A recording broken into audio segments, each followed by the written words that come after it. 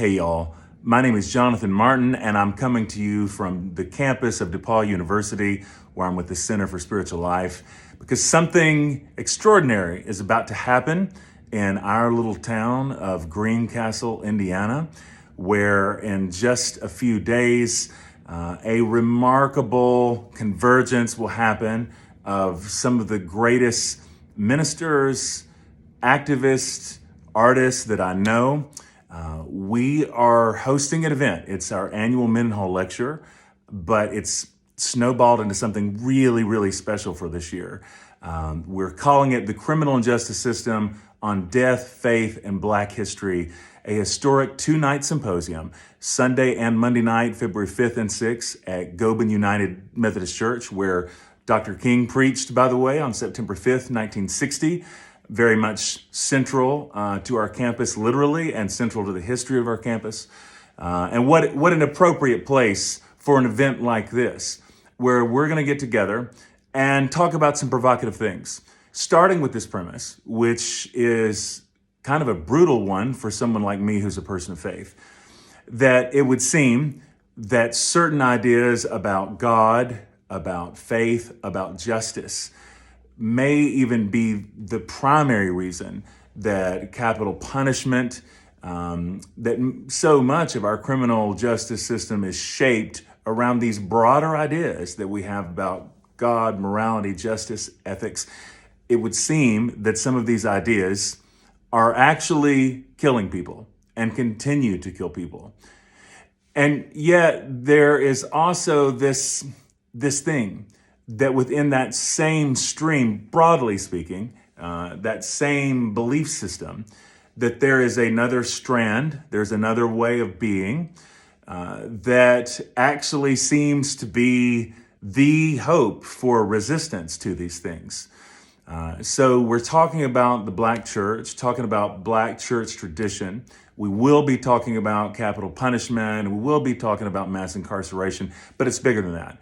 Especially in days like these where I think all of us have felt the heartbreak of the devastating murder that many of you have seen, have witnessed this trauma and now are bearing that in some way. It's all part of the same connected system. And I can't think of wiser guides to help us navigate these waters than the folks that are coming here for this event. People like the Reverend Cece Jones Davis, one of my dearest friends. We've been in a lot of foxholes together. What a great preacher she is, the founder and leader of the Justice for Julius movement. Julius Jones, who was on death row in Oklahoma for over 20 years, set to be executed. And because of Cece's leadership and the Justice for Julius movement, at the very 0 hour, literally hours before his execution, finally so much pressure from 7 million people around the world that came together around this movement, Julius was not executed. But that fight is very much still in process. We'll talk more about that. Shane Claiborne is coming, one of the most authentic souls I've ever been around. Shane, his work, his life has inspired me for so long. He's a dear friend. He started largely with Mother Teresa in Calcutta, but he spent time doing so many things. And one of the things that I love about Shane, people know Shane, no, he's someone who really does the work. There's a reason why a few weeks ago, the Martin Luther King Center honored him with their annual Beloved Community Social Justice Award, because he really does the work. A humble, tender, again, such an authentic soul. We're so grateful Shane will be part of this conversation. Antoinette Jones, who is sister to Julius Jones, who brings the wisdom and perspective of fighting for her brother for over 20 years. And Antoinette, you know how much I love you and we love you. It's going to be such a joy to have you in this place. But also, let me not leave out the Reverend Dr. Otis Moss III. In my opinion, hands down, the best preacher in America. Certainly my favorite preacher and the person who most speaks the language of my own soul, shapes the language of my soul. I consider him my pastor from afar. And what can I say about Reverend Dr. OM3? He pastors Trinity United Church of Christ in Chicago, about 3 hours away from here. But I've made pilgrimages, and they have been pilgrimages for me, from places a lot further than here over the years, because that community means so much to me. A lot of folks know that church because historically being the Obama's home church, and he talks about, actually in his new book, a really harrowing story from that chapter, that season in his life that I don't want to spoil. But he's been named one of the 12 most effective preachers in the English-speaking world. And he has a new book out called Dancing in the Darkness, Spiritual Lessons for Thriving in Turbulent Times. Y'all, this book. It was everything I hoped it would be as someone who loves Otis Moss III, in that, of course, it's accessible because he speaks the language of the human spirit in such a tender and fierce way. Of course, it's poetic because poetry and hip hop so naturally converge in the work that he does. Of course, it's bold and it's clear, but there's something about the way he articulates the things that he articulates here, without getting too deep into the book. One of the things I love about the book in terms of the way it works on me, the way it works hopefully on all of us, if I can say this way, as much as I love, especially during Black History Month, it's good and right and appropriate that we consecrate these kind of times. But what I think is unfortunate is that oftentimes the way that gets translated, the way people understand it, is that Black History Month is a time for Black people. Think about here at the Center for Spiritual Life when our Muslim Student Association was doing a fundraiser a few months ago for flood relief in Pakistan. And one of the things that we talked about, they're like, hey, like we're wrestling with this reality of like, hey, we are the Muslim Student Association, but this is not an event for Muslims. We want people, humans, to come together for something broader.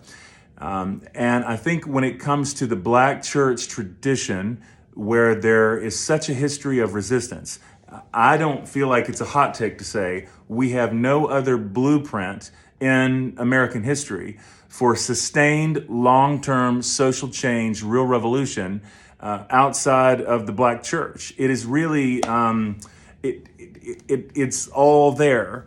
But the things that are brought together within this tradition, the capacity to express weeping and lament, the capacity for joy. And while there's so much room for lament and for grief, it never swallows up the joy. All of the edges that the Black church brings together. This is one of the reasons why I've been kind of sitting at the feet of Otis Moss III for so many years now, is because while he speaks from deeply within his tradition, and one of the things I love about Trinity United Church of Christ is that literally all over campus, you see signs that say unashamedly Black and unapologetically Christian. And I love the pairing of those phrases. I'll say more about that in just a second. But while rooted deep within his own tradition and his own story, this book is such a gift to all of us, regardless of your tradition. I mean, a couple things right here. And I mean, I feel like this is one of those books that's kind of about everything, a slender book that like contains everything that matters. But he says the African American experience is perhaps 100 years ahead of the rest of this country when it comes to living and making the most of the blessings of diversity. Or when he says, you can say I serve a Black congregation, and that's true, but authentic Blackness demands you become a citizen of the world, mother of many nations. Through harsh history and creative creolization, our community has become a gumbo of influences. A little bit later, as he's talking about the depth of this spirituality, Black spirituality has been demonstrating to America over and over again the faith that it should have, the deep sacred commitment and practice to redirect our rage and harness our power, whatever our faith. After all of this disregard, we keep bringing something to the table that could save America from itself. Did you hear that? Could save America from itself. And I don't even think that's lofty or unrealistic. Those are the kind of resources that are within this tradition. Now, I'm going on for a minute. Thanks for bearing with me. And now I feel like it's books within books. But not to make a plug right here, earlier this year, I wrote a book called The Road Away from God, How Love Finds Us Even as We Walk Away. I have a chapter called It's Good to Be a Fan. And while I consider Otis Moss III a friend, I am certainly a fan, as I am a fan of so many of the people that I get to live my life alongside, and that's nothing that I take for granted. But there's a subsection here called The Jesus I Want to Know, where I talk about Otis Moss III, and I have a whole little paragraph there that came from a conversation I had with Dr. Moss at Trinity United Church of Christ. I realized the other day, I have that on video. It was transcribed from video. So I thought it would be fun to be able to show you that here in context of the book and just kind of plug that in. While I have no video editing skills, we'll hope this will work out. But I wanted to give you just a little bit more about why I think Otis Moss III is so special and why it means so much to me and for many of us for him to come here. So this chapter again, or this section from It's Good to Be a Fan and The Road Away from God, the Jesus I Want to Know. There are many things I love about Reverend Otis Moss III, also known as OM3, but I know one of the things that drew me to him most was that so much of the journey for me has been trying to find a way to bring all the pieces together, to be a whole self, to have a whole faith, integrated. And that's what I love so much about what OM3 does. It's seamless. Like the Emmaus story does, he lives at all the intersections. Hip-hop, theology, jazz, literature, community organizing, fire, humility, and he brings it all together so smoothly and so potently. That kind of witness helps erase the false distinctions between sacred and secular, not only in our experience of the world, but also in ourselves.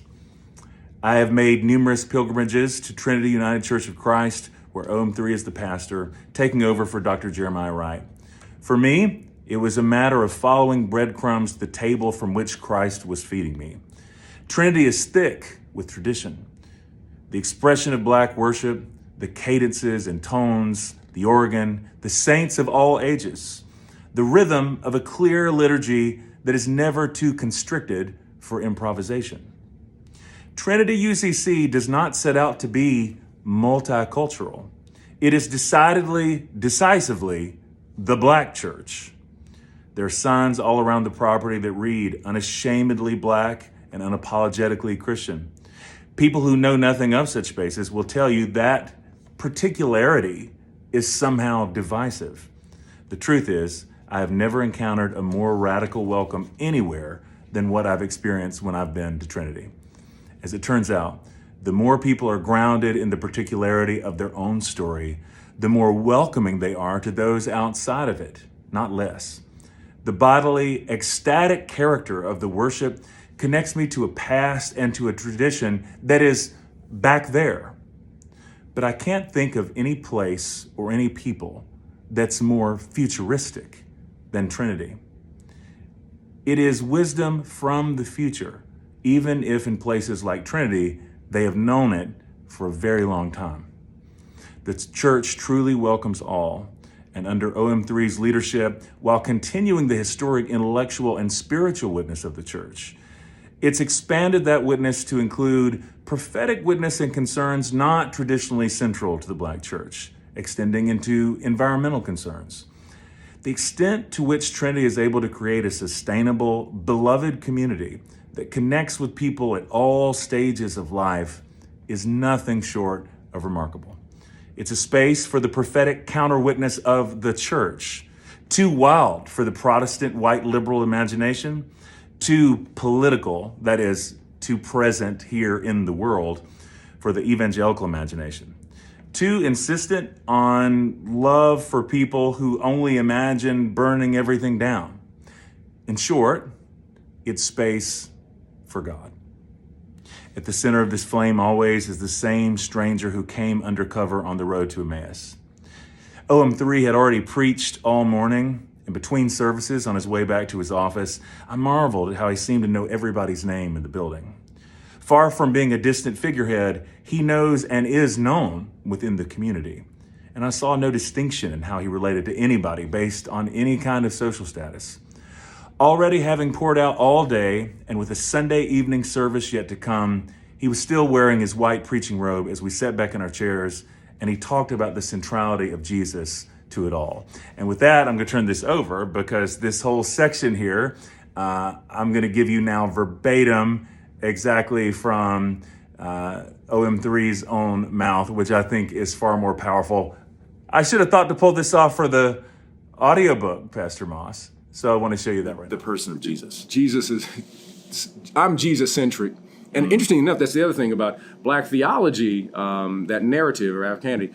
We are Christ-centric, Jesus-centric people. I mean, I say this joke all the time, and sometimes when I'm preaching, I'll say, well, I was, if you go down south to Mississippi, there are certain churches, all you got to do is say, you hung him high, stretched him wide. Yeah. And everybody goes in. Ooh. All you got to do is mention Jesus a couple of times in certain traditions, and that's it. Yes. There is a Jesus-centric narrative. Yes. And Jesus is central, one, because Jesus experiences and embodies what we deal with. For example, one of the funniest things, years ago, my wife and I, when the movie The Passion of Christ came out, we went to see it. And everybody said, it's so powerful. It just made me cry. So we went with several Black people. And everybody's like, well, yeah, this is a violent movie. This is like, well, Jesus is a brother. I mean, seriously, everybody was like, well, this is the narrative that we have shared all these years. Right. He experienced what we experienced. So we saw, the antebellum South. Jesus knows all about our troubles. Yeah. We saw what has happened in terms of police brutality with the Romans and with Jesus. So we were sitting there like, yeah, this is gory and brutal, but this is really the lives of so many people. Yeah. So, we didn't come out with tears saying, oh my gosh, I didn't know. Yeah, we knew. Yeah. That's what we preach. That's what we talk about. Jesus understands this. And it's central to the liberation narrative because Jesus is so clear about having this leaning and preference for those who are marginalized and poor. Howard Thurman says that is what the fundamental question that is being raised of Jesus is doing. He's speaking for the disinherited, those who have their backs against the wall. Yeah. This is the fundamental story that is underneath, that shapes, that speaks to. You have these gospels. They were not written for the Roman world. Right. It has double entendre all through it. Yeah. So I had the opportunity to hear John Dominic Crossan. Yeah. I was at Chautauqua Institution, and he was a lecturer. I was serving as a chaplain, and they have this meeting where the president of the institution brings everybody together. All the lecturers, it's like, they got like 50, 60 lecturers. I mean, they have a poet, they have writers, they have musicians, and I was just really happy, wide-eyed to hear all these people. And they asked everybody to introduce themselves. I said, I'm Otis. I sat down, and then John Dominic Crossan stands up, and that wonderful accent that he has. He says, behind me, you will see this lake. Imagine with me for a moment. This is the Sea of Galilee. But the Sea of Galilee is not controlled by those Palestinian people in that community, the Jews of that area, the Hebrews of that community. Remember, it is owned by Rome. And so often, and he's sitting there talking, he says, so often we tell the story of the disciples and the story of their call. He said, but think of it this way. Make me fishers of men. So radical, double entendre, because we need to look at it from below. And he goes on to say that we spiritualize it when really it was a narrative against Rome. Wow, yeah. And he goes on to say, it was so powerful, he said, if the sea is owned by Rome, the fish you pull out of it are Roman fish. So if you have 10 fish, maybe 6 go to Rome, then another 2 go to the tax collector, leaving you with only 2 fish, barely able to survive. And along comes this roving preacher who says, put down what you do and be fishers of men. So in the process of calling people, all of a sudden, the tax initiative is undercut as soon as people start following Jesus, Wow. he's defunding the Roman military system. And I was like, dang, I've never heard that before. Right. I was like, wow. I mean, it changed. But I said, that's an underneath. He said, that's a double entendre. Yeah. He said, I can't say it outright Yeah. because that will get me jailed. Sure. So I say, make fishers of men. Become a fisher of men. In other words, stop supporting Rome Wow. and support your God. Wow. Follow your God. And that just completely blew me away. But it makes complete sense because it does. then my mind went to the double entendre of spirituals. Swing low, sweet chariot, coming forth to carry me home. Oh, that's a nice, wonderful song about heaven. No, it's a song about escape. Yeah.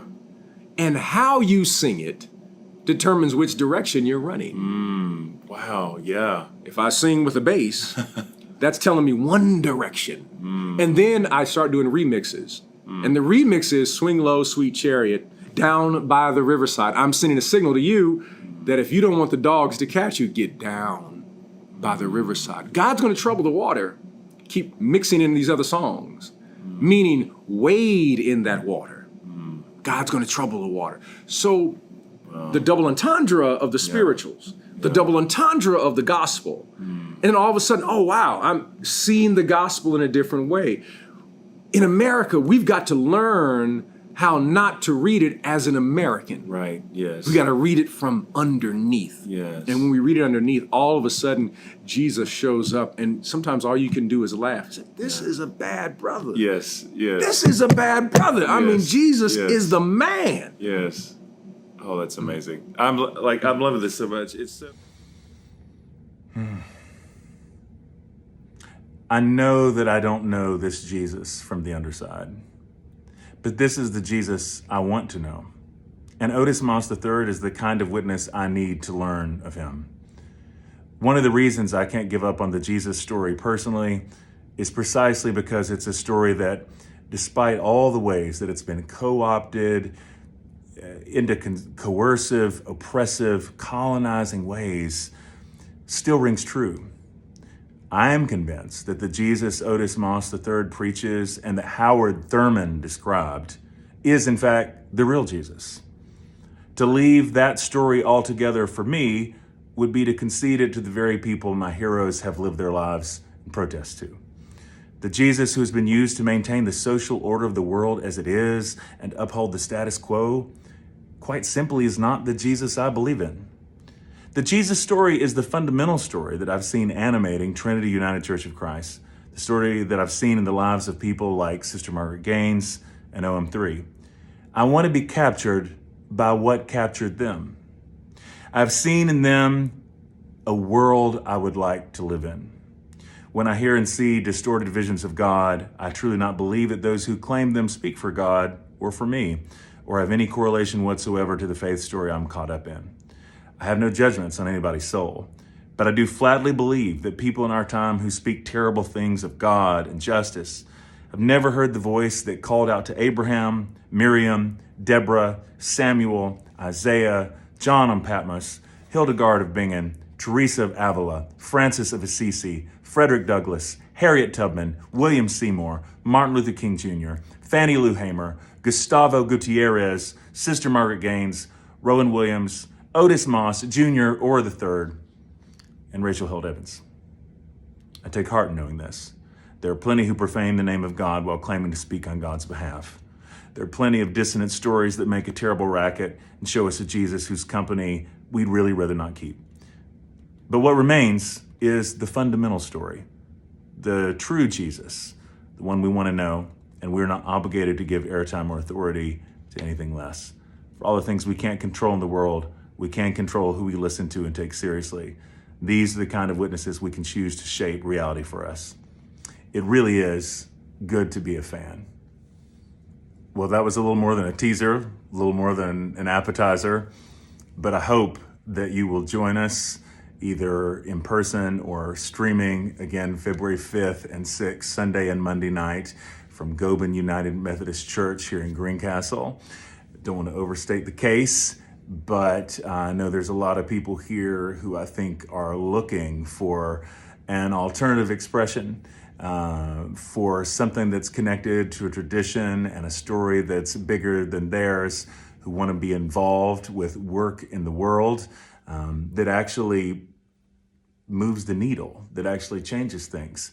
And I think conversations like this, especially with wise teachers like these, is a pretty good place to start for those of us that want to invest in that kind of work. Honoring Black History Month, celebrating a tradition, celebrating the past, but an event that orients us towards the future. I hope you can join us.